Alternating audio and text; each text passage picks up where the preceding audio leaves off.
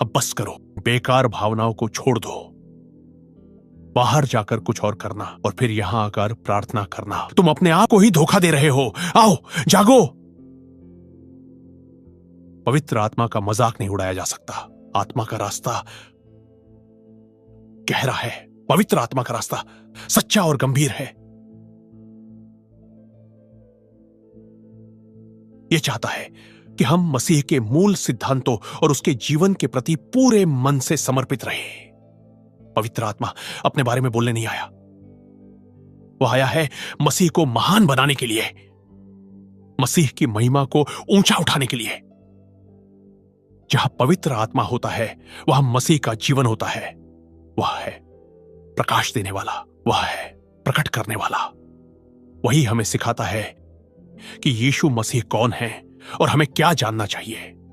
जब पवित्र आत्मा तुम्हारे साथ काम करना शुरू करता है, या जब तुम पवित्र आत्मा के साथ चलना शुरू करते हो, तब क्या होता है? वह तुम्हारे जीवन में मसीह को महान बनाता है। वह तुम्हारे जीवन में मसीह के जीवन को उजागर करता है। मसीह तुम्हारी सच्चाई बन जाता है। मसीह तुम्हारे जीवन का अनुभव बन जाता है। तुम मसीह को पवित्र आत्मा के बिना नहीं जान सकते। असंभव है। तुम परमेश्वर की सच्चाइयों में पवित्र आत्मा के बिना नहीं चल सकते। असंभव है, असंभव। और प्रभु ने कहा, समझ का स्थान कहां है? शास्त्र कहता है बुद्धि बलिदान की कीमत के साथ छिपी हुई है। बुद्धि की कीमत एक साधारण मनुष्य से छिपी है।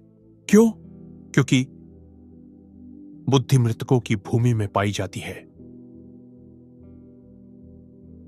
हां, बुद्धि की आत्मा, बुद्धि का मार्ग मृतकों की भूमि में पाया जाता है।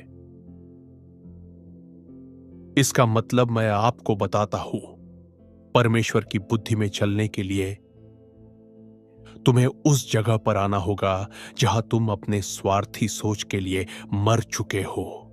कोई भी व्यक्ति परमेश्वर के द्वारा इस्तेमाल नहीं हो सकता जब तक कि वह अपने आप को पूरी तरह समर्पित न करे। आत्मा के मार्ग तुम्हारे अपने मार्ग को निगल लेते हैं। तुम्हारे अपने रास्ते का एक बलिदान होना जरूरी है। जो भी व्यक्ति आत्मा के मार्गों में चलना चाहता है, उसे पहले अपने रास्ते, अपनी इच्छा, अपने विचारों और अपने अहंकार का बलिदान करना होगा। हां, तुम्हें अपनी इच्छा छोड़नी होगी। तुम्हें अपने विचारों का त्याग करना होगा।